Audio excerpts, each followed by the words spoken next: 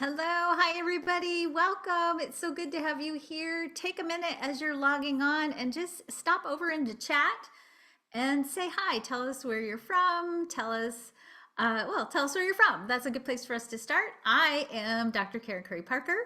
I normally live in Wisconsin, but if you have ever come to any of my webinars or classes, you know I am not in my native habitat by any stretch of the imagination. I am here hanging out, helping my parents downsize. So I'm actually at my mom's house. So it is good to see you all here. Hi, Jackie in Larne, West Wales, Tanzania from Atlanta. That was, sorry, Baltimore, Maryland, Millsap, Texas, Bournemouth, UK, Lake Geneva, Wisconsin, Orlando, Florida, UK, Switzerland, Austin, Texas, Bedford Hills, New York. Whoa, it's going fast now. LA, France, Saratoga Springs. I know I missed a couple. South Africa, Cape Town, Garrison, Ashland, Oregon, Virginia, Florida, Scotland, Sturgeon Bay, Wisconsin. We have a strong Wisconsin representation today. That's where I normally live. So, hello, Wisconsin. We've got Burlington, Wisconsin, Denver, Colorado, Mount Dora, Florida, wherever you are in Florida. I hope you're high and dry. Olympic Mountains, Port Angeles, Scotland. Wow, there's a lot of you here today. Welcome, welcome. I am so excited to have you here. I'm going to be pretty quick in terms of getting us started today because I have a lot of stuff I want to cover with you. So I want to invite you to just take some time, sit back, relax, give yourself the space if you can to really let yourself receive this information. I'm going to talk today about some practical ways that we are all contributing to the future of the planet and why the work that you do, that work being you being yourself, is some of the most important work that needs to get done on the planet today. So without further ado, I will start with the slides and get us going so that we have enough time to cover everything that I want to share with you comfortably and easily. Let's see. And I just want to make sure, just from a tech standpoint, that the slides are moving. Yes, Jamie, Hannah? Yeah, So, you are. all right, awesome. So for those of you who I may not have had the pleasure of meeting yet, my name is Dr. Karen Curry Parker. I am the founder and creator of Quantum Human Design and the Quantum Alignment System. I'm a multiple best-selling author and I write mostly human design books. I have 3 coming out in the next couple of years, next year and a half. I have a PhD in integrative medicine, which I'm going to talk about my research today, and hopefully that'll give you some interesting insights into language and narrative and why it's so important for health and well-being. I have been an emotional freedom technique practitioner and an energy healer since 2000. I have been a life coach since 1998. I studied with and worked for Ra Uru Hu in the early 2000s. I've been teaching human design since 1999. I'm a Quantum University guest lecturer, a TEDx presenter, and I am the host of the Quantum Revolution and the Quantum Human Design podcast. I'm going to give you some housekeeping instructions. I want you to, first of all, and we'll post everything for you in the chat. So watch your chat carefully if you can. I know that sometimes if you're driving and stuff, that's hard, but watch your chat carefully if you can. We're going to be putting information for you in the chat. You should have in the chat a link to a PDF fillable worksheet. So you don't have to print it up. You can open it up and follow along with today's calls. The reason why I put that in there is most importantly for those of you who don't learn best from this kind of a format, that gives you something to do while you're listening. So hopefully this will enhance and strengthen your learning experience.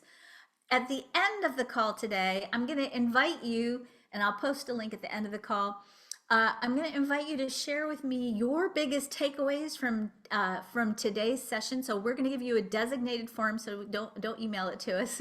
And when you get the link to that designated form, we're going to take all the people who enter and share with us their biggest takeaways for today. Your name will be entered into a drawing, and we will randomly choose 2 people who complete this form to receive one of our Quantum Human Design hoodies. There's a picture of it below on the slide. It says on the front, the Army of Love. which is what I call all of my practitioners. We are building an army of love to spread love and the message of love all over the world. On the back of the hoodie, it says, "You are a once in a lifetime cosmic event and you matter." I can't tell you, I just sent my team hoodies this week. They all got their hoodies this week. It's super soft and it's really cool. And people will stop and ask you where you got it all the time. Type any questions that come up during the call in the Q&A box at the bottom, and we'll be responding to those as best we can at the end. So we're going to be talking today about a lot of things that are shifting and changing, and most importantly, sort of the macro astrology of what's changing and what's coming up on the planet for the next couple of years. And part of what we're going to be talking about is how the planetary changes that are at hand right now are introducing us to a new economy. That's a new economy that's rooted in well-being, meaning if you are a practitioner of any kind or somebody who in any way is employed in helping people, serving people, taking care of people, giving people the insights, the skills, the information that they need to build a better life, then you are actually a pioneer on the leading edge of the new economy. I'm going to also tell you that in the middle of this presentation, I'm telling you this just in the name of transparency, I'm going to reveal to you an opportunity for you to work more deeply with me, to take trainings with me. We would normally, in the old economy, call that selling. And I want you to hear me tell you that because I want you to really feel, first of all, how does the idea of selling land in your body? I want you to feel that because that's a story we're rewriting. And what I know from coaching people for 25 years, particularly coaching what I call light workers for 25 years around business, that many of you struggle with the idea of having a profitable business because our ideas about what business is are gross and we hate it. And I don't like doing business that way any more than any of you do. I'm telling you this because we're on the cusp of creating a new economy.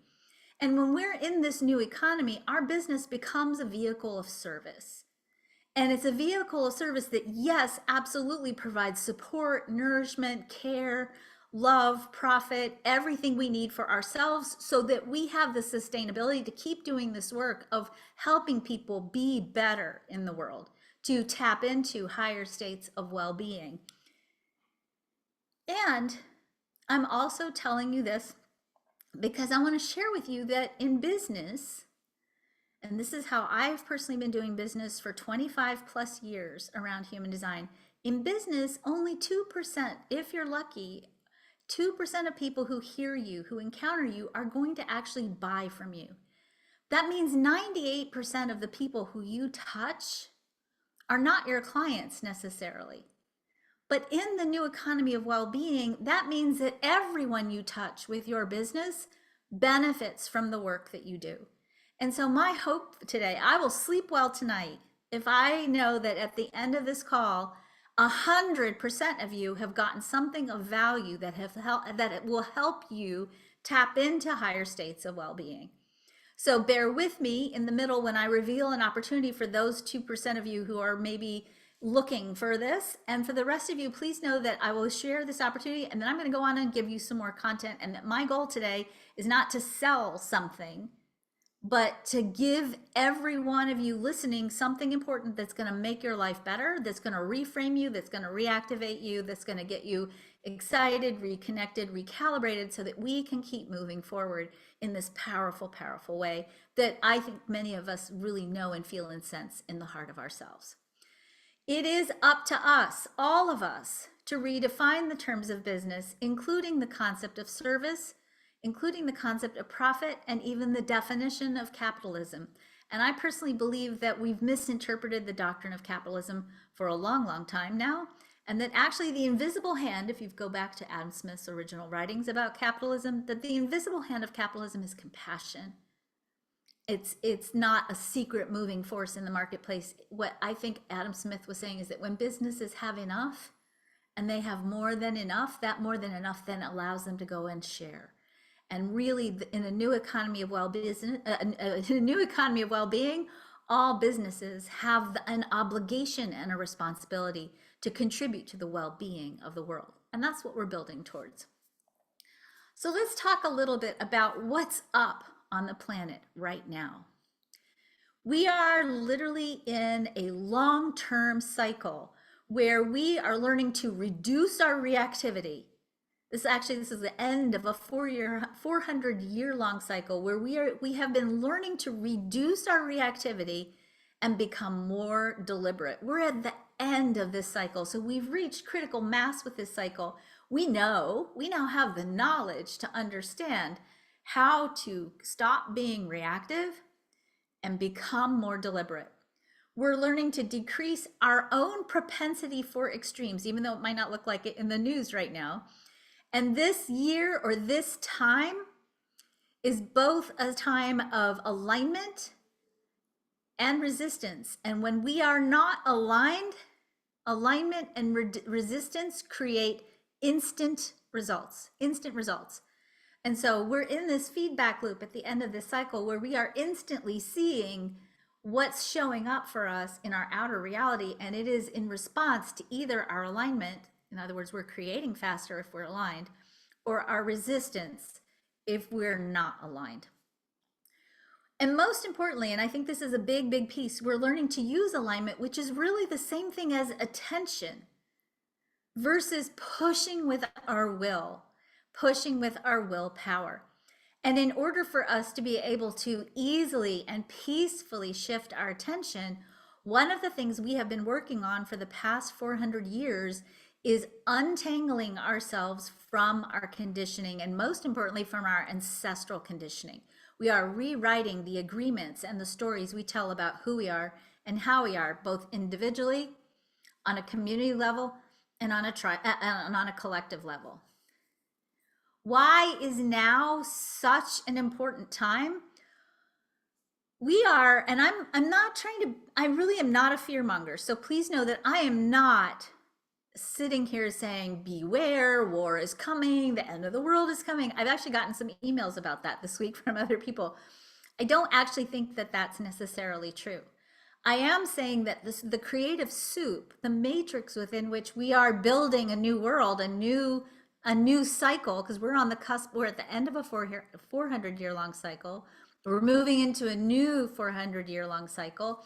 And as we are at this edge of these two cycles, things are disrupted. We are literally in a place where we're coming to the end of a growth cycle, and systems and things that we have been relying on and creating with are coming apart. And that's been part of what's happened as a result of Uranus being in the sign of Taurus. Uranus has been in Taurus, is still in Taurus, will continue to be in Taurus until next year. And Uranus in Taurus, which is an energy that happens about every 100 years-ish, plus or minus. When Uranus is in Taurus, systems come apart, particularly economic systems, particularly educational healthcare systems. The last time Uranus was in Taurus, we had the Great Depression. We had World War II. We saw the rise of fascism. And so we've been in this cycle where it's starting to feel like everything's falling apart. It's actually a good thing. It doesn't feel good and it can be very intense and chaotic, but really what's happened is we've outgrown the systems. We've grown beyond the capacity of our systems. And so we've got systems coming apart while we have a new system or new systems emerging. And we're at this crossroad between the old and the new, and there's tension. There's supposed to be tension. That's a natural, normal thing that happens. And in that tension point, we have oftentimes a rise of orthodoxy or conservatism. Oh, look at that. I am not really pro-conservatism or orthodoxy necessarily. Don't know why the fireworks went off. Sorry, this is not my computer. So we are in this cycle where there are people who are trying to go back to how things used to be. That's what happens at the end of a systems growth cycle. And there are people who are trying to push forward really fast into the new, and they haven't done the homework. And so it makes us feel right now that we are in this cycle of extremes. We have people wanting to go this way, people wanting to go the other direction. There's tension and pulling, there's polarization, and it's really just a symptom of the end of a growth cycle and the beginning of a new growth cycle. And I'm telling you this because I think it's very easy to feel like, oh, this is it, this is the end. And there's a lot of mythology, I think, in our culture.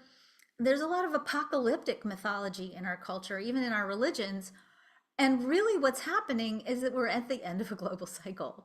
And we don't always like to make change, right? It's sometimes we resist change, sometimes we struggle against change, sometimes we pull back. And that this shift and this change is really a call to action for those of us who have the information that we have.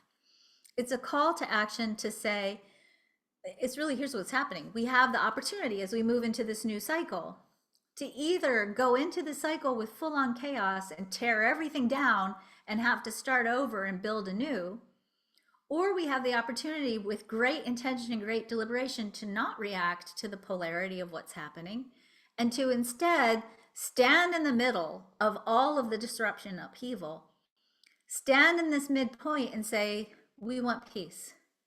We want sustainability. We want equitability. We want to, with great intention and deliberation, build the new. And we have the ability with that awareness and with the capacity that we have to literally bring our high energy, high frequency, deeply aligned state into any room. We have the ability to shift the energy in the room. Your alignment is important for you.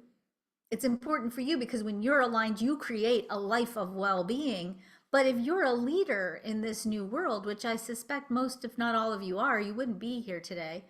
If you're a leader in this new world, part of what you have to do is cultivate a high energy state so that you can have that energy and the influence, the vibrational influence to walk into a room and shift the energy in that room.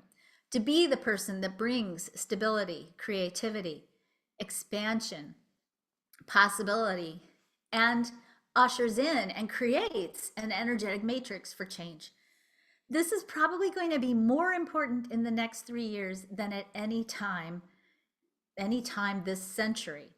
Because what's happening next year is that Uranus moves from Taurus to Gemini. And when we look back historically at when Uranus is highlighting the energy of Gemini, we've had in the past, in these same Uranian Gemini cycles, the American Revolutionary War, the Civil War, World War II. When Uranus transits Gemini, it brings about revolutionary, unexpected, and transformative change. And Uranus is going to enter Gemini from July the 7th, 2025 to November the 7th in 2025, and then it will retrograde, and then it'll return from on April the 25th, 2026 to August the 3rd, 2023, and then finally from December, the end of December to May 22nd, 2033. That means we have a lot of energy happening in the next few years that has the potential to really pull the rug out from under ourselves. And again, this isn't predictive. I want to be really clear. In the past, it's been indicative that when we have these energies at play, here are some of the things that have happened under the influence of these energies. But nothing in life is a dead-on destined course. We have, as co-creators and people who understand how to create with great intention, we have the ability to change the course, to not see this as a doomed fate, but to rather be the harbingers of peace, be the harbingers of sustainability, be the people who walk in and say, how can we maximize the amount of well-being available to everyone in this room right now? And that's really the call that the planets are offering us as we move into the end of this old era and the beginning of this new era. And certainly human design plays a vital key. It's a great tool to help us know how to navigate through this very disruptive time. Now, I keep talking about how we're at the end of a 400-year-long cycle. We are at the end of, I have to do the math. Okay, this isn't the slides. We're at the end of a cycle that included, in this 400-year cycle, the birth of the will center in the human design chart. So we have been learning for the last 400 years about personal sovereignty. We have been learning about, oh, it's on here, sorry, 1615 to 2026. That's where we are right now, it's 2024. We are in the cross of planning. That's the global cycle that we're in. In this cross of planning, we've had the emergence of the will center. We've had a split and the emergence of the emotional solar plexus and the spleen as independent centers. Our job for this last 400 years has been to learn about personal power, personal will, to untangle ourselves from old agreements, old ancestral agreements that we've made, and to learn how to create deliberately. In February of 2027, we are moving into the beginning of this new 400-year-long era called the Cross of the Sleeping Phoenix. And in this new era, we are learning how to create with vibrational alignment. So we've been moving towards it. Here's the thing I want to be really clear. Don't expect that in 2027, poof, it's all going to shift. If you think about these global cycles, we really start to experience the peak of these cycles about 100 years before the cycle ends. So we've already been deep in doing the work of this cycle for the last 100 years, really, I think, since the advent of quantum physics.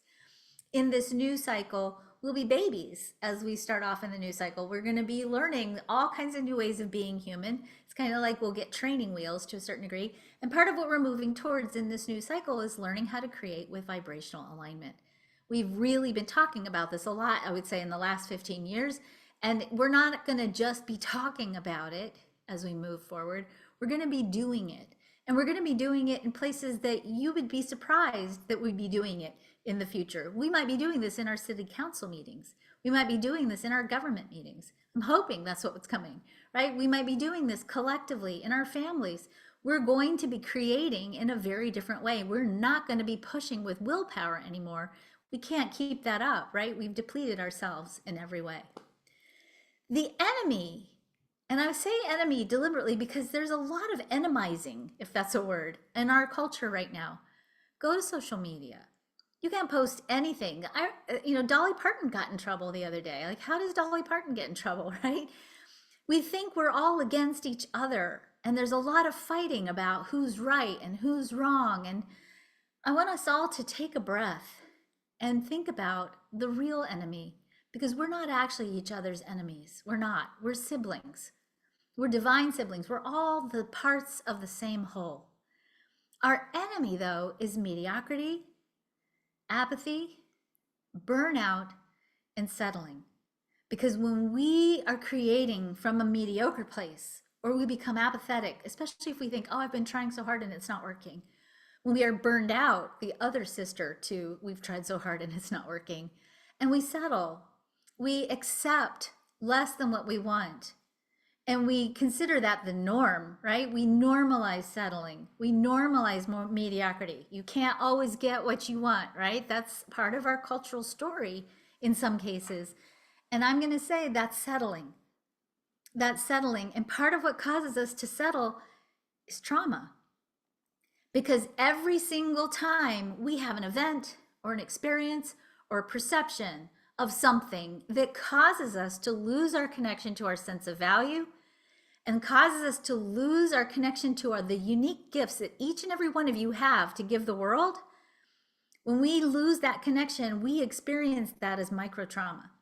And if we have those experiences enough, it starts to build inside of us a pattern of being afraid to reveal the heart of who we are to the world, a pattern that causes us to let fear run the show instead of being courageous, a pattern that causes us to hold ourselves back, to settle, to accept, to let ourselves be tied up in situations that we feel are not ideal, but they pay the bills, right?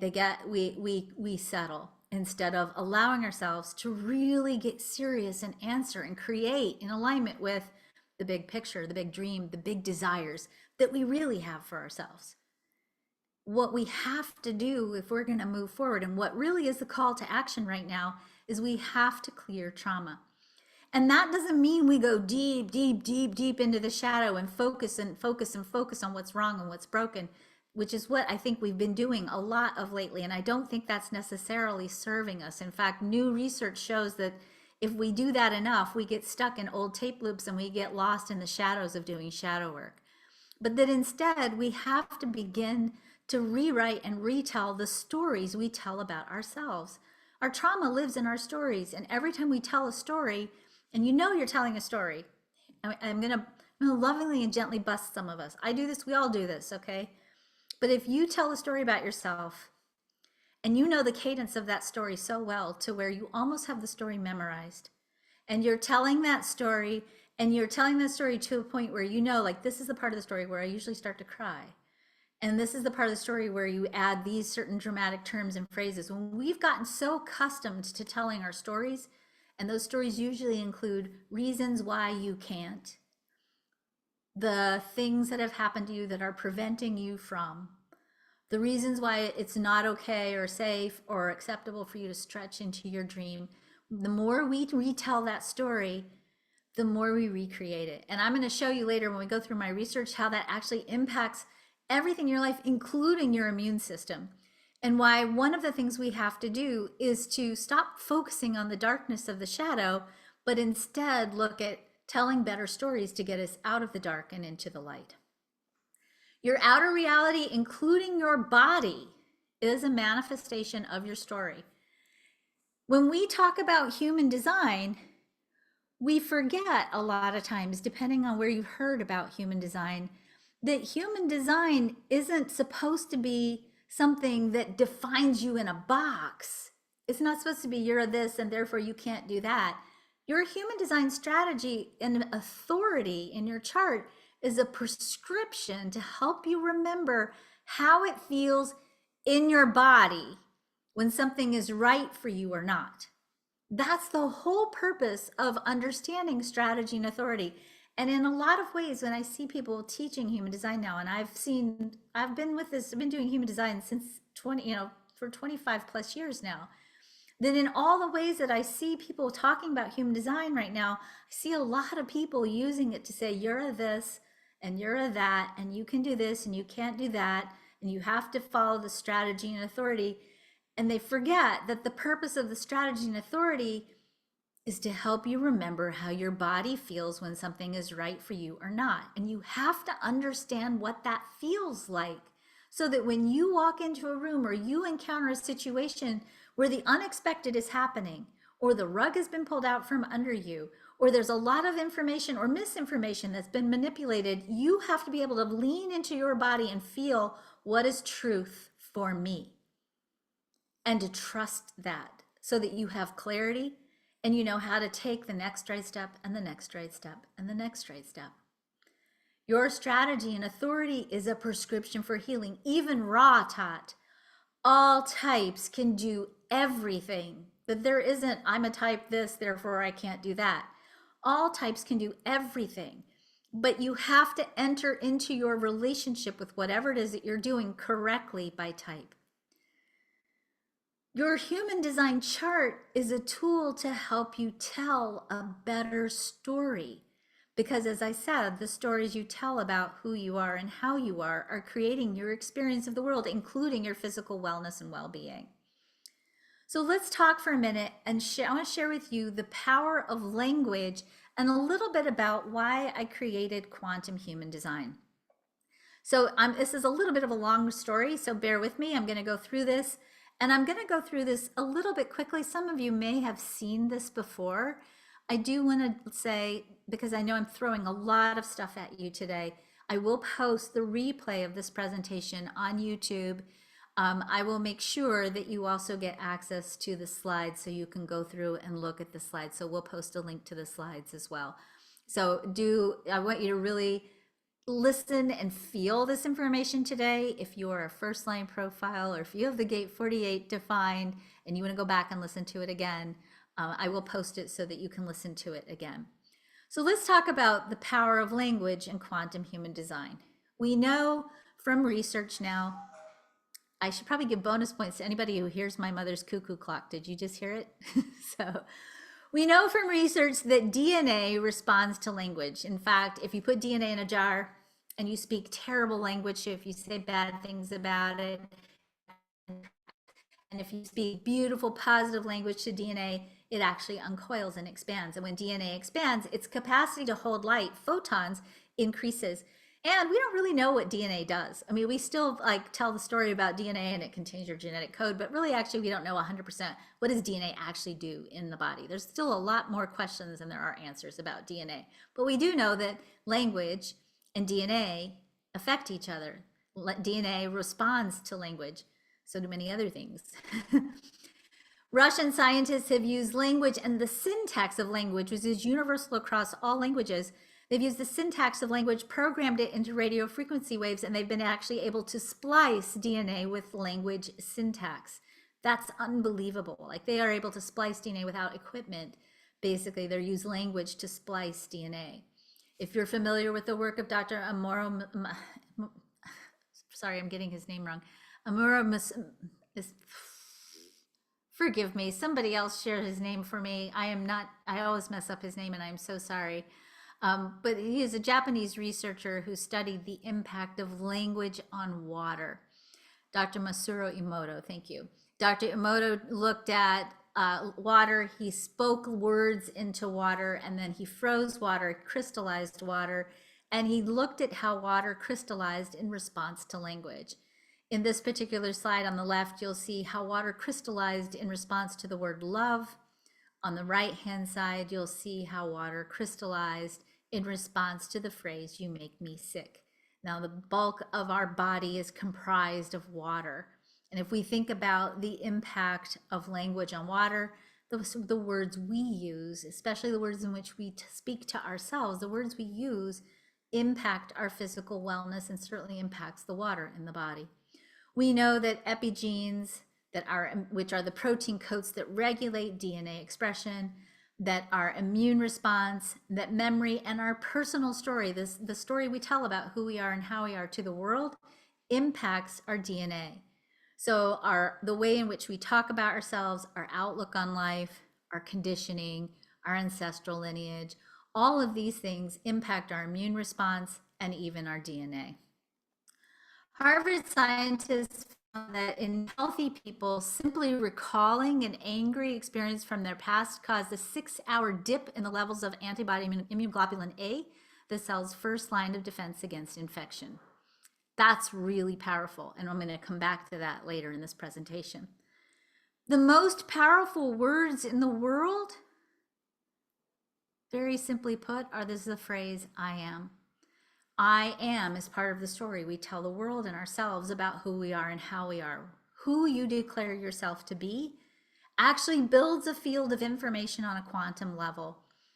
Who you declare yourself to be creates this quantum field of information, and it creates your experience, your perception of reality. It programs your brain to notice things that match the story you tell, and it actually triggers an entire physiological response and puts you into a highly creative state or a non-creative state, depending on what story you're telling, that influences how much growth and expansion you can build in your life with your story. I am, which by the way, in human design is associated with the G center, right? I am, this is what I am. You are love, first and foremost, by the way, right? Your I am determines what you create, and we know, because it's in the G center, also the direction for your life. So I'm going to break down for you what I call the basics of manifesting and why your I am creates your life and how that works. So I'm going to give you, first of all, the building blocks or the components of the manifesting equation. So the first component in the manifesting equation is called the unmanifest reality. So you are right now sitting, as you listen to me and watch these slides, you are sitting in a field of infinite potential. There are innumerable opportunities, possibilities, and potentials happening around you right now, but they're not manifest, right? You've got a specific set of things you're actually experiencing, your manifested reality, and beyond that, there is an infinite number of possibilities for your life right now. The second part of the manifesting equation is called the mental and the emotional body. You literally have a filter, if you will, it contains your story, your lived experiences, your conditioning, your DNA, and your human design. It all lives here. This filter, this energy field, this mental and emotional body is an energy field where you carry your conditioning, is going to influence how much you're willing to allow yourself to receive and what you're creating. The third part of the creating or the manifesting process is called the subtle body. This is an energy template. Some people call it the biofield, some people call it the aura, some people call it, your energy field. You have an energy field that exists around your body, and that energy field is a template, and it's basically holding in place what you're about to create, what you've already created, or what you're in the process of discreating. So if you've gone to see a good psychic or a good intuitive or a good medical intuitive, they can assess your biofield or aura, the subtle body, and they can say, oh, it looks like you've been sick, but it looks like you're getting better. Or they might be able to say, ooh, it looks like you're about to attract your soulmate, right? They can see in this energy field what you're about to experience or what you're in the process of discreating. This is the level at which we work with energy therapies or subtle body therapy. So in the quantum alignment system, which is an integrated system of alignment that I teach that integrates EFT, human design, we use flower essences, and Jamie actually has custom created over the years a series of flower essences for all the parts of the chart. And we use those flower essences to stabilize that subtle body level whenever we make change, because you need to stabilize the changes on an energetic level to hold the template in place for what you're creating. Last but not least, your manifested reality, your life right now, is of course a key part of the manifesting equation. And you're constantly, as I said earlier, in this feedback loop. Your outer reality is constantly reflecting back to you. What are you choosing? It's reflecting back to you what's living in that emotional and that mental body, that aura, that energy field, that filter that contains your story. What are you holding in your template? Right? Your whole creative process is reflected back to you through your manifested reality. A different, probably simpler way to look at this is if you look at this slide, you'll see on the top part, you have the manifest reality, the quantum field of infinite possibilities. You have a filter through the middle, right? And that filter really contains the story of who you are. That includes your human design, your conditioning, all of the things that make the story, your I am of who you are. That filter is basically influencing what are you choosing out of that quantum field of infinite possibilities and manifesting into your life right now. So if we look at this on a quantum level, the building blocks of matter are called quantum particles. These are actually smaller than molecules and atoms, right? They're quantum particles. Quantum physicists know that when they look at quantum particles, they can only measure the movement of a particle or the location of a particle. The minute that they have an expectation about where they think a particle is going to show up, it stops moving and it drops, they would call it, collapses into third dimensional reality, right? So expectations, the scientists having an expectation about where a particle is, makes the particle stop moving, it takes it out of potential, and it makes it manifest. To make this even simpler to understand, as I said, you can only measure movement or location of quantum particles, but never both at the same time. You can't measure movement and location simultaneously. You can only measure movement or location, because the minute you have an expectation, the movement stops. Movement is pure potential. Location is manifestation. It's the meaning we give ideas, thoughts. It's those meanings that we have that determine what we manifest. So when we see an idea, a potential, right? I want to have X amount of money. That's a potential if you don't have it in your life right now.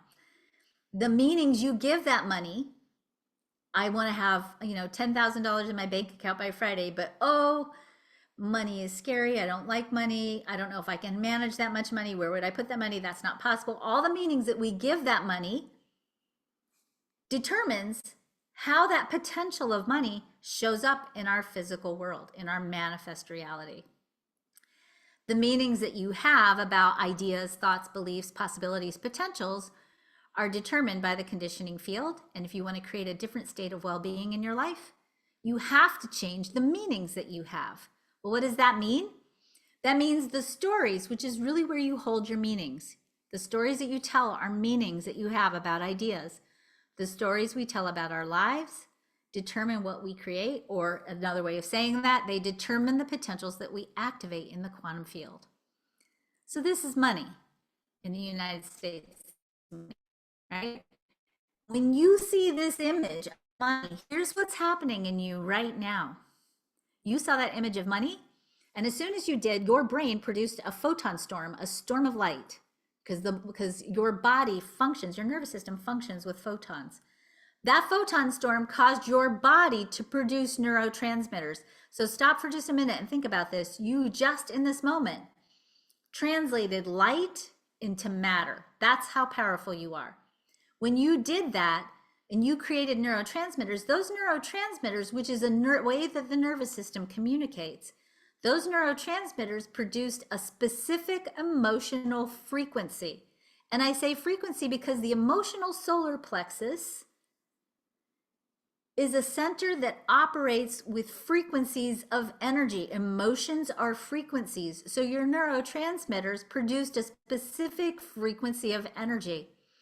That frequency of energy is going to be dependent on the meanings you have about money. So if you're like, I love money, it comes to me every day in the mail, I don't worry about it, it's a friend of mine, we hang out together all the time and it's great, then that's going to create positive neurotransmitters and a positive emotional vibration in your body.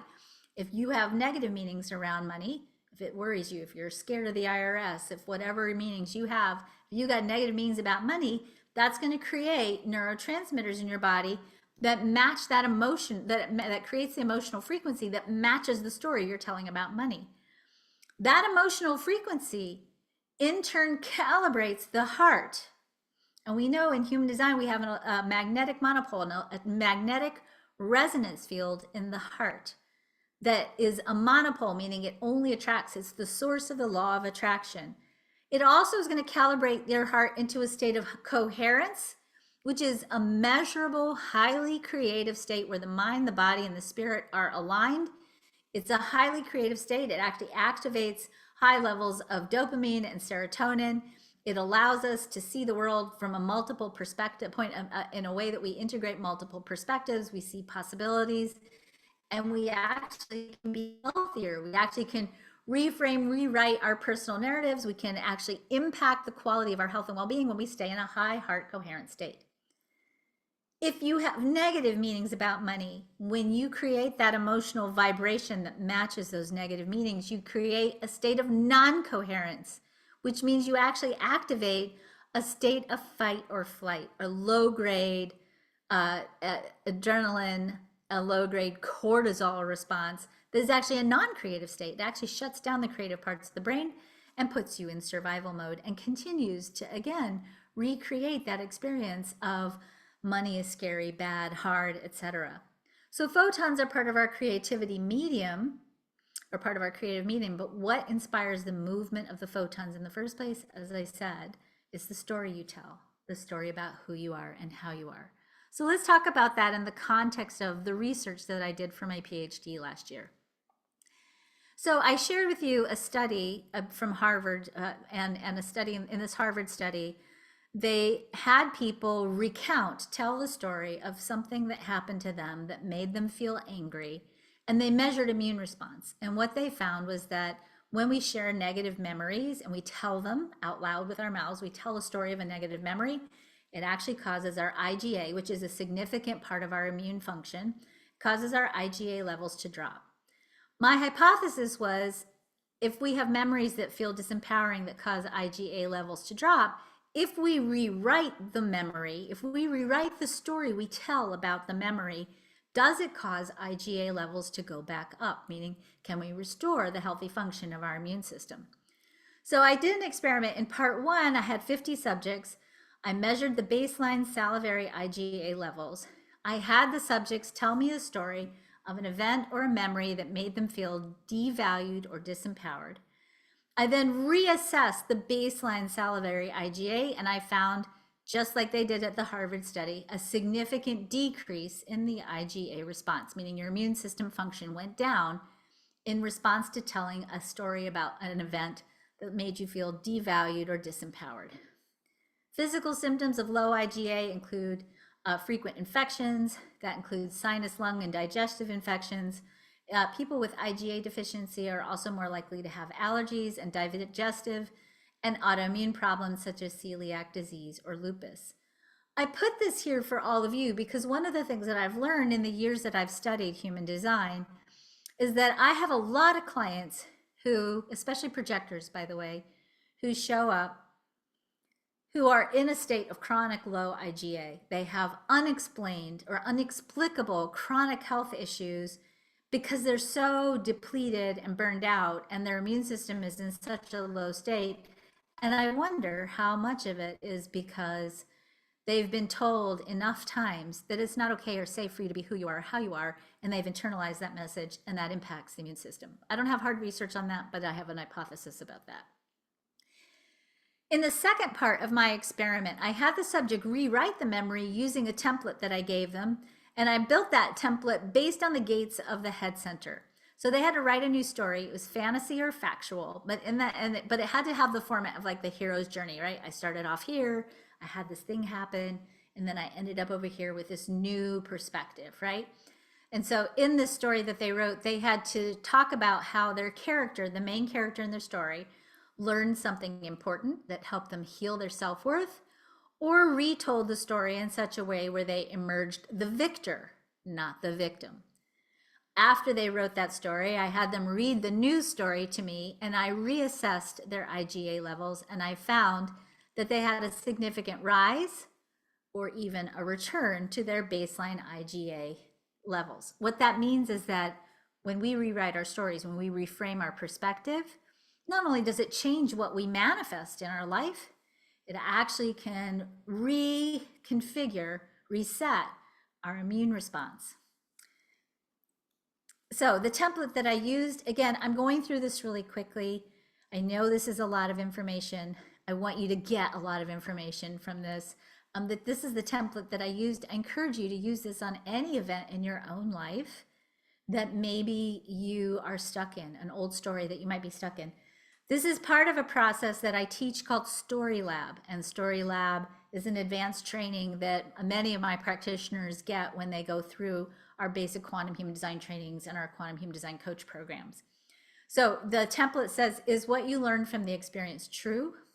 Or is what you, and what is the actual truth about you? So they had to really rethink, am I really dumb? No. So they had to really contemplate, what is the truth? That comes from the gate 63.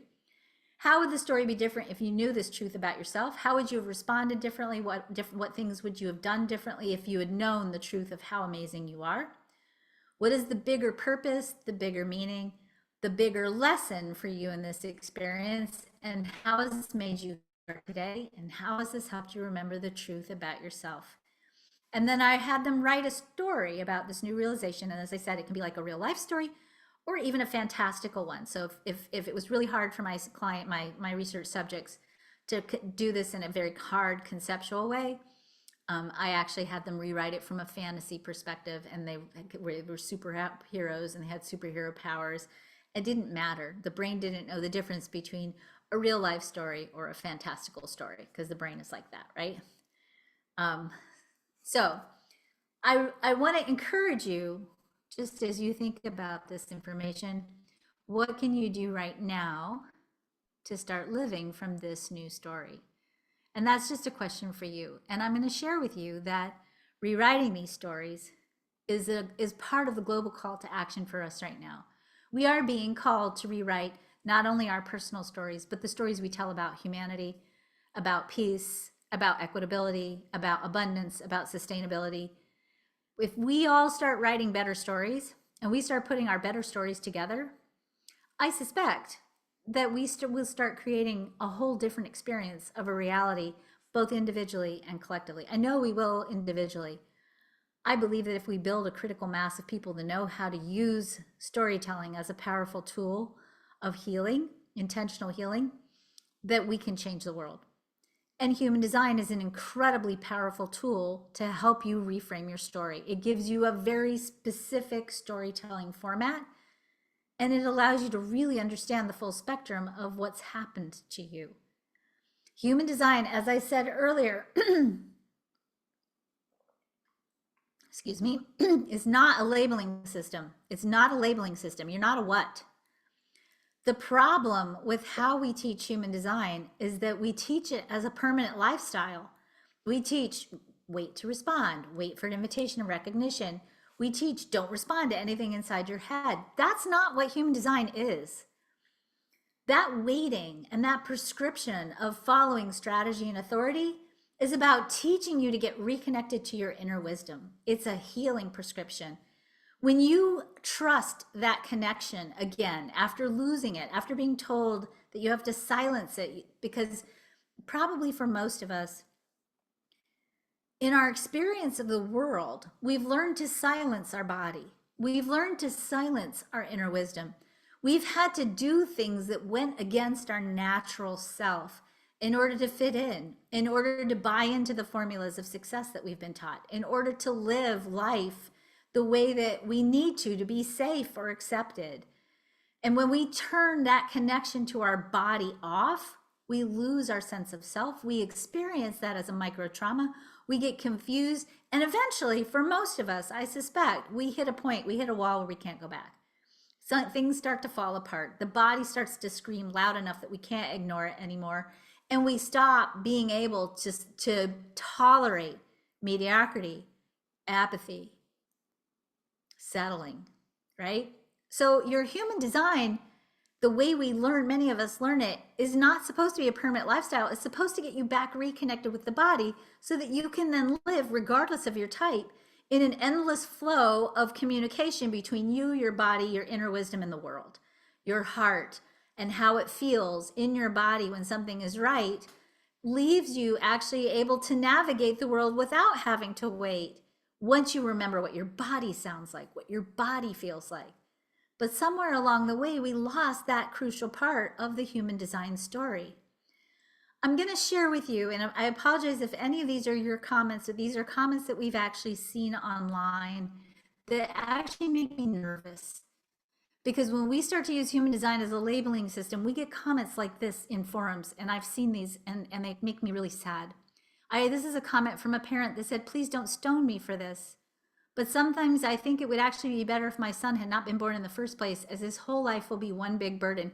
This person wasn't talking about this child having some kind of huge developmental challenge. This person was talking about a child being born as a reflector. Okay, that is the misuse of human design. It's also not a tool to show you what or how to eat and what kind of medical care that you need. And I'm not saying that there aren't guidelines, and I know there are a lot of benefits for people in some of the systems that I see teaching, I see being taught, but I also lovingly and gently want to say there's more to what creates health and wellness than just eating environments. So when you see something like this posted in a forum, this is a story from a mama who has a 3-month-old who has an environment that's cold. Who's been putting baby bottles in the fridge to keep them cool, and it's been giving this child an upset stomach. First of all, I want to say human design doesn't really apply to children 7 and under. And again, Ra taught this. The aura is not mature until the age of 7. And so there are certain things we can look at and pay attention to, but a child 7 and under has universal needs. And those needs are the need for touch, for nutrition, for sustenance, for care, for stimulation, for love, because love keeps a baby alive, right? And when we over apply systems like this to everything, we forget that human beings are not formulas, which is the whole point of human design. Human design is a synthesis of Eastern and Western astrology, the Hindu chakra system, Judaic Kabbalah, the Chinese I Ching, and quantum physics. What do all these systems have in common? They're all based on archetypes. And an archetype is an idea, a symbol, a pattern, or a character type in a story. And an archetype is not fixed. It varies depending on what choices you make. So if we think about archetypes, you think about money, for example, as being an archetype, or let's look at the word hermit. Hermit is an archetype in human design. That's the second line profile, right? A hermit in the low expression can be someone who's hiding away so deeply that they're not living life, right? Or another expression of hermit energy might be somebody who needs alone time to recalibrate and has a life where they don't get any time to themselves, and they're fried because they need that restorative time and they're not getting it. That's a shadow of the hermit, the low expression, the conditioned expression. When you follow strategy and authority, it brings you back to baseline. Okay, it brings you back to baseline. And when I worked with human design in the beginning of my career, the first 10 years of using human design, I did a lot of teaching people how to get back to baseline. But I started to see at a certain point with my clients that at a certain point, the language of traditional human design was feeling clunky and even negative, and they didn't like it. And part of that was because they'd grown beyond the baseline expression. So one of the things that I did, and 2012, 2013, 2014 is I started taking all the vocabulary of traditional human design. I took it into a sound lab and I began to go through all the different words in human design and rewrite them with high frequency language to create a new version of human design, which, by the way, again, Ra always said traditional human design was for the not self, for the conditioned part of the story. And that he always said when he was ready, he would write a version of human design for what he called the awakened person. But he died in 2011. He never got to write this part of human design. So I feel like I am not Ra at all, but I feel like to a certain degree, this is a completion of Ra's work that he couldn't complete because he passed. And in this newer version of human design, we take the concepts of the baseline of human design and we evolve them. And we start to give people these higher frequency language, these higher frequency vocabularies, this higher expression of the archetypes in traditional human design that starts to give them something bigger to grow towards. Beyond just healing, that connection with the body, beyond just reconnecting with your inner wisdom, it allows you to then evolve your story even further. Evolve your story so that you have something to grow into as you continue to reconnect to the truth of who you are. We're each living our own personal story comprised of the archetypes in our quantum human design charts. The more you consciously choose a better story about who you are, that's called deconditioning, the more well-being, the more abundance, the more sovereignty, and most importantly, the more choice you have over what you create in your life. The more you do this, meaning the more you take back that control of your story, the more you help the world move into this new global cycle, and you begin to do the work of ushering in an era of peace and abundance. Now, I'm going to share with you now, I'm going to tell you a little bit about what does it take to study quantum human design. I'm going to move through this information, and then I'm going to give you some more information after this, so please stay on the call. And at the end of this call, I'm going to tell you how you can win a sweatshirt. This feels really funny, but we love our sweatshirts.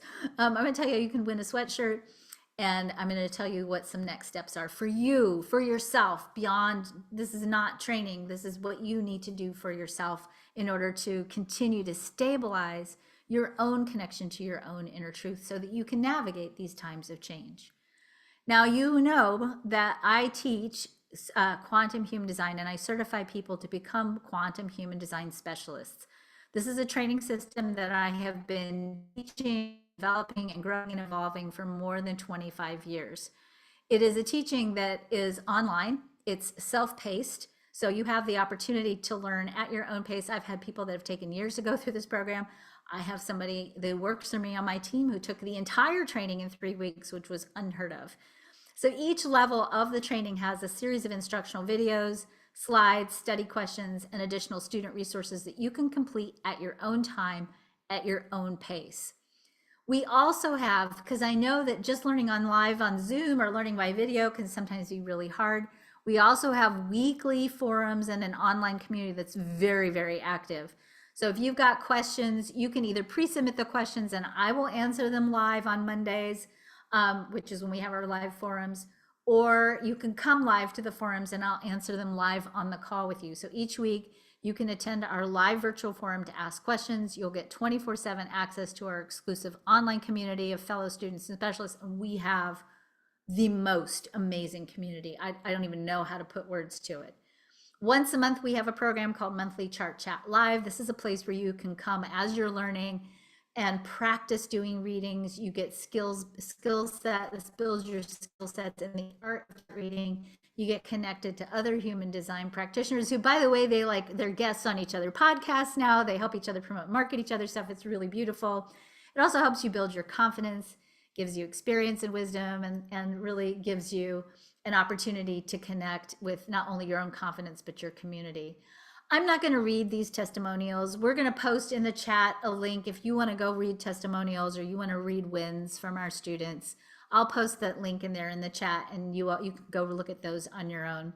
We have an incredible body of resources for all of our trainings, including chart software. We have client flows. We have liability contracts for you to sign, intake form questionnaires, reading templates, survey questions you can ask, social media guides.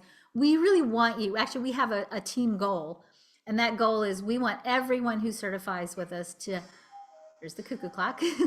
We want everyone who certifies with us to do a minimum of 250 readings a year. And we are very committed to helping make that happen with you and for you. These are, again, more testimonials from some of our students. Again, go read on those on your own. We have 4 levels of certification. So levels 1, level 2, and level 3 are all online self-paced learning. In level 1, you learn about type, strategy, and authority. In level 2, and profiles. In level 2, you learn about all the centers. In level 3, you learn about all the gates, the channels. And in level 4, which is taught live every fall, you really learn the art of chart reading. So I teach you how to read charts as a catalyst, and do what I like to call catalytic conversations. I teach you how to really become your client's human design strategist. So you work with your clients to really help them explore how can they use their human design, embody it in such a way that they're using it to make more money. They're using it to have better relationships. They're using it to create better health and wellness. They're using it to find their life purpose. You have to know how to do this practically. You have to know how to use this as a tool to actually really help people in their real life and not just give them theoretical information about their chart. And it is so important to me, especially at this time on the planet, that my specialists who I train know how to do that. And that is something you do in level 4. You can't, the levels are broken down into 4 levels. So you can take levels 1 and level 2 together in one chunk, or you can do all 4 at one time. I set it up and I broke it down on purpose because I'll tell you, to be quite honest with you, when I first started studying, I was really struggling with money. And I did not have, if I had to take this program now, back in those days, it would have been very hard for me. I was a single mom, I had 4 kids, it was hard. So I really wanted to break the program down and make it as accessible for people and never have money be a barrier. So all of our programs are broken down into chunks. We have very generous payment plan options for you. And you can, once you become certified in level 1, you can start doing readings right away. When you're ready to dive deeper, you can, of course, go back in. And of course, once you finish levels 1, level 2, and level 3, you're going to want to take level 4 because it's just incredible. And it really allows you to learn exactly how to use the chart as a catalytic transformative tool. For you today, because I want you, if you feel aligned with this, to join us. For today until June the 20th, all of the Quantum Human Design programs are on sale for 22% off. So we will post the link for the trainings in the chat. You need to make sure you use the coupon code to get the 22% off. It's QHD22OFF. And as I said, there are also very generous payment plans there as well. So if you want to be there, go explore and give yourself the gift of exploring how you can make that happen for yourself. In addition, we're going to give anyone who joins a free bonus membership to the Business by Design membership. So 60 days after you make your purpose, we'll unlock 1 month free access to our Business by Design network. This is a network that will teach you how to start your business right away. As soon as you're done with your training, we have twice weekly live coaching, comprehensive business building curriculum. You're going to get access to tools and community and training that's going to get your business off the ground and take it to the next level as quickly as possible. So again, we'll post the link for the certification training in here. This is, of course, only good for new Business by Design members. The first 15 people who enroll in the Quantum Human Design training are going to receive a Quantum Human Design card deck, the guidebook, and an inside the body of guidebook. So if you're one of the first, if this is for you and you love it and you're ready, if you're one of the first 15 people, we'll send you a little care package. So take a breath, shifting gears for just a minute. I'm going to finish off our presentation for today. And I want to finish this off because to me, and hopefully to you, this is going to be an inspiration to help you continue to understand what's actually up on the planet right now. We're on the cusp of a creative revolution. Literally, that's what the end of this 400-year-long cycle is all about. We're about to enter into a 400-year-long creative revolution.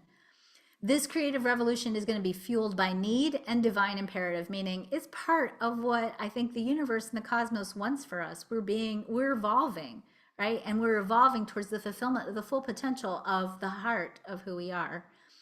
We're on the cusp of a creative revolution precisely when we are facing a creativity crisis. The Torrence Scale, which is a metric that measures creativity, the Torrence Scale metrics have been tanking. They've been dropping since 1990. Creatives, those people who know how to intentionally create, this isn't about art and glitter and dancing in the moon, although that's always fun, right? Those of you who activate your innate creative power, which is part of what we do with human design, creatives will lead the world and build the future. Creatives are going to be people who know how to harness life's intelligence and mine it for creative solutions. But you can't see the solution or occupy the information field that is the solution if you don't embody the archetype of the solution first. In other words, you have to be a vibrational match to the solution. In other words, you literally have to be the change you want to see in the world. So if you want to have a sustainable world, you can't be burned out and create a sustainable world. Burned out people can't create a sustainable world. If you want to create abundantly, you have to first be abundant. If you want to be sustainable, you have to be sustainable. If you want sustainability, you have to be sustainable. If you want peace, then you have to be peaceful. You can't create against the vibration that you're wanting. Being creative, sustainable, abundant, etc., is our natural state. In fact, that's the highest expression of the human design chart. Hold on. So when we condition, our conditioning takes us away from our natural state and it keeps us from being what we like to call fundamentally creative. Hold on, I have to get out of here for now. Okay. To become fundamentally creative or deliberate, you have to decondition your situationally or your reactive response, meaning you can't be intentional if you're still reacting. If you're letting the drama win, if you're letting the drama or the chaos and the crisis confuse you, and you lose connection to the answer to the question, what do I want?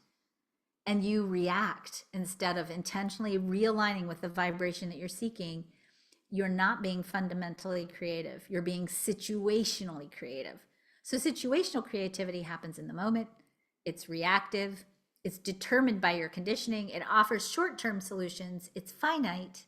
It comes from the conditioned mind. It's thinking and reasoning, and it's often reasonable. It's kind of like when you're being situationally creative, you're finding answers out of the same box that you've been choosing all along.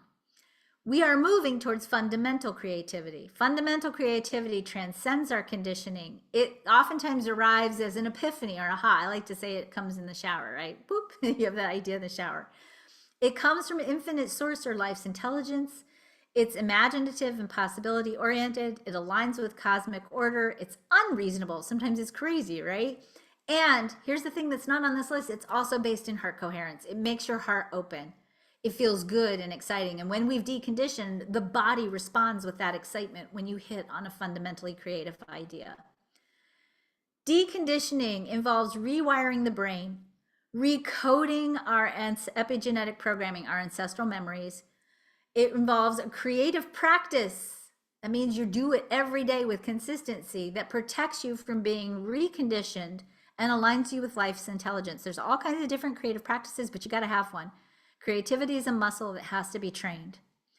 The root of deconditioning lies in clearing the 9 core archetypes that we call the 9 resiliency keys. So when you train with me and you learn quantum human design with me, we also talk a lot about resiliency, and we talk about how at the base of the chart, there are 9 core archetypes in the chart that have to be functioning well for you to create with integrity and in integrity. So we'll look at the chart and we look at how does that chart correlate to resiliency and integrity. The 9 resiliency keys, those 9 core archetypes are self-trust, empowerment, lovability, courage, authenticity, decisiveness, emotional wisdom, self-worth, and vitality. All of these have to be functioning at a high level for you to be able to activate the rest of your chart. Deconditioning the 9 resiliency keys, those 9 basic archetypes, are the heart, at the heart of your human design chart. It restores you to integrity. And people who are in integrity know their value, and they see the value in others because they realize that we are all part of the cosmic plan.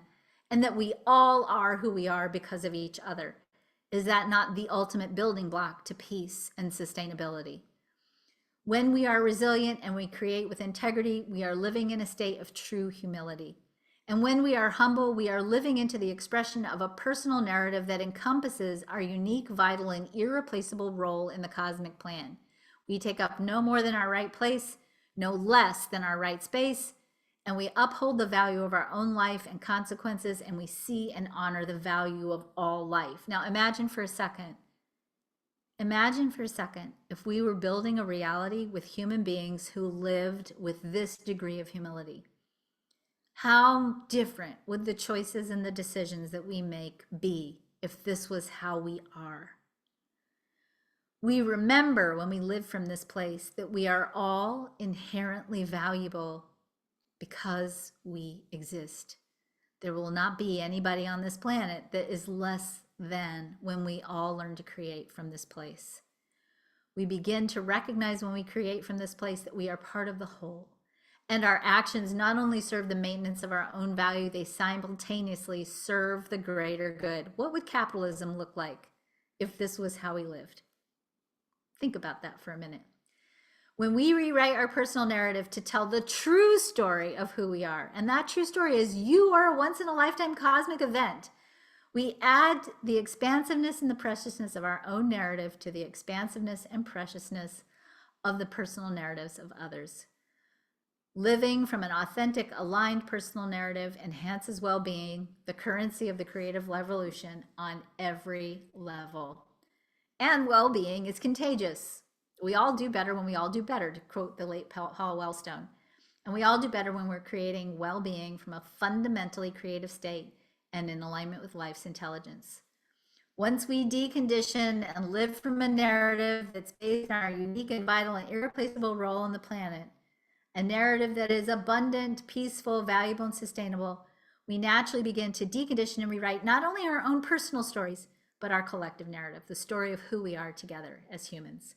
And this new narrative enables us to harness our innate creative capacity and to mine the quantum field in alignment with life's intelligence, enabling us to see and implement the solutions to the challenges facing humanity today, which allows us then to build a peaceful, just, equitable, abundant, and sustainable world. Your story and your voice matter. I don't care how you rewrite your story. I don't care if you use quantum human design, Enneagram, astrology. I don't care if you walk on the beach with a finger on the side of your nose doing pranayama on one toe. But you have to rewrite your story and make sure the story you tell is a really, really good one that's worthy of you. So I invite you to think about, what story is your human design chart telling you? Does it match the story you're telling about yourself? And what do you need to do to tell a story that's truly worthy of who you are? And are you ready for more? I'll end with a quotation. Someone's sitting in the shade today because someone planted a tree a long time ago. The work we do now builds the future. And if you have children or grandchildren, I'm a grandmother, I want my children and my grandchildren to be able to sit under those trees of peace that we build. Remember that we are in a long cycle of incredible transformation and evolution on humanity. Everything is subject to change, so you have to know how to pivot. The prime directive is to be yourself and make choices that allow you to step into a bigger, bolder expression of who you truly are. No compromise. We're on the verge of new values, new economy, sustainable resources, and peace. Don't let the threat of war scare you. Don't take anything at face value. Stretch yourself and truly define yourself the way you know you are in your soul. This time is a pivotal time. Your influence and what you influence what you experience when you stay connected to your authentic self. You are learning to use your mind to stimulate your emotions, and from that alignment, create powerfully. Use your mind for expansion, not contraction. You deserve more, not less. Trust yourself and what feels true. Be patient, clear old traumas, refocus, and have faith. 2 steps forward and 1 step back is still 1 step forward. You'll experience more joy when you surrender. Okay. All right. So again, quick reminder, all Quantum Human Design trainings are 22% off. Use the coupon code QHD22OFF. You have until June the 20th to take advantage of that price. Again, bonus, you'll get the 1 month free access to BBDN, the Business by Design Network, 60 days after you enroll. So that gives you time to complete your training. So be ready to start your business. The first 15 people who enroll will get a nice box of gifts from us, including Quantum Human Design cards and the Inside the Body of God book. And we're going to give you a link. We'll post it right now. Please use this link. It's our designated forum. In this link, I'm going to ask you one question, and that is, what is your biggest takeaway from today's presentation? So fill out the form that we just gave you. We will, on Monday, randomly draw from people who submit their big takeaway.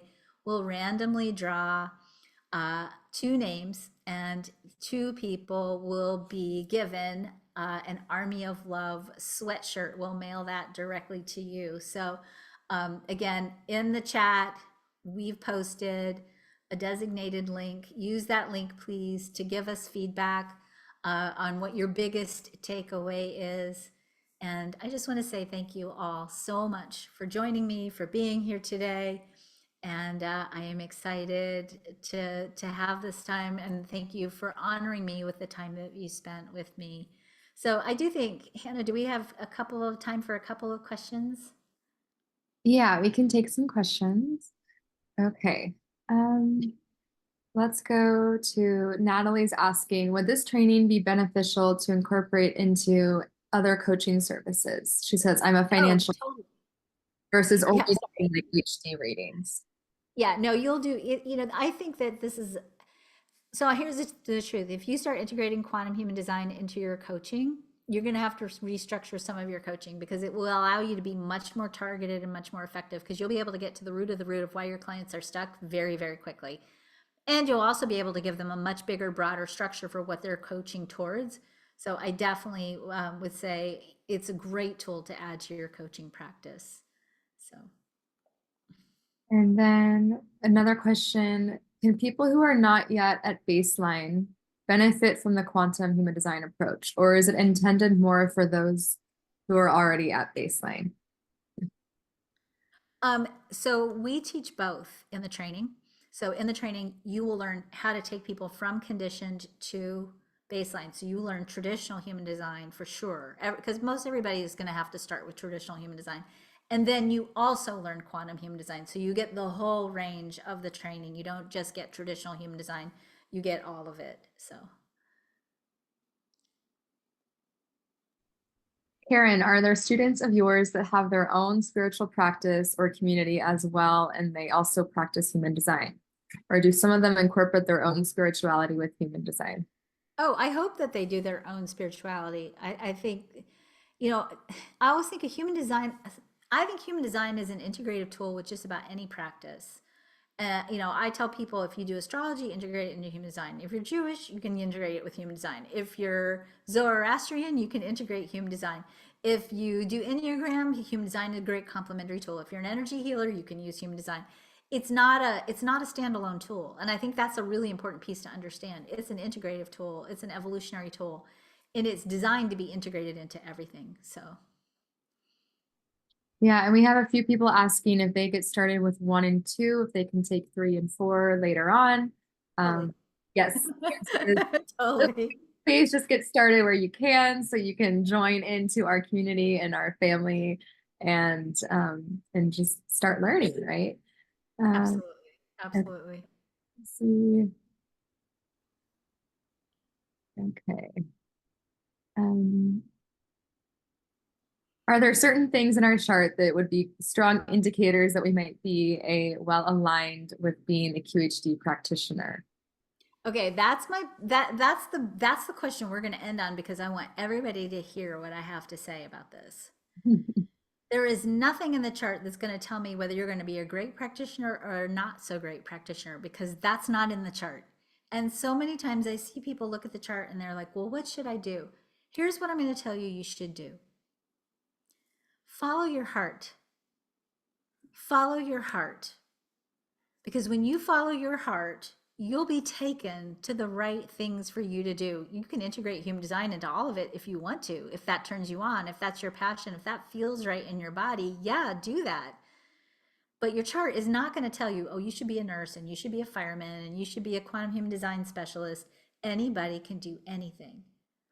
What is important is number one, do you feel called? Like, does your heart get excited about this? Does your body feel like, ooh, yeah, that sounds good? Awesome. Pay attention to that. And number two, remember that your job in the world, God, everybody put everything down. Like, don't write nothing. Just listen to this. Your job in the world is to be yourself. That is literally your job. The more you follow your own heart and really be who you were born to be, make you the story of being you, what you're here to do. Make yourself be the purpose. The more you do that, the more the right answers, the right next step, the right thing will show up. Your human design is going to tell you how to write that story. It's going to give you key insights into that story, but it's never going to tell you what to do. It's going to tell you how to figure out how to do by getting you reconnected back in your body. So if you get excited about this idea, then do it. There's nothing in your chart that says you're going to fail at it. Okay. If it excites you, it's probably yours to do. All right. We'll end it there. I thank you all again for everything. What do I do? Jamie, am I doing the poll or are you doing the poll or we're not doing a poll? I think you have to do the poll. If you go down to the bottom of the screen, it should say poll. Oh, yeah. And then rate this call. Should be the first one. Okay. In theory. I'm gonna ask you all, so in the name of transparency, I really am very it's important to me that we do a good job. So if you would take a moment and fill out the poll that, I don't know if it just came up. I've never done this before. You did it. Okay, good. If you would just take a moment and rank this call, just give us a score, I would be really grateful. I want to make sure that whenever I'm presenting information, I'm serving the most amount of people from my highest place. So thank you all for being here. I'll give you all a second to fill out the poll. We'll post the slides for you. We'll answer any questions you have if you reach out to us at support@quantumhumandesign.com. I'm going to let Jamie tell me how long I have to let the poll be open. You did good. You can Okay, end it now. thank you all. Be well. Bye.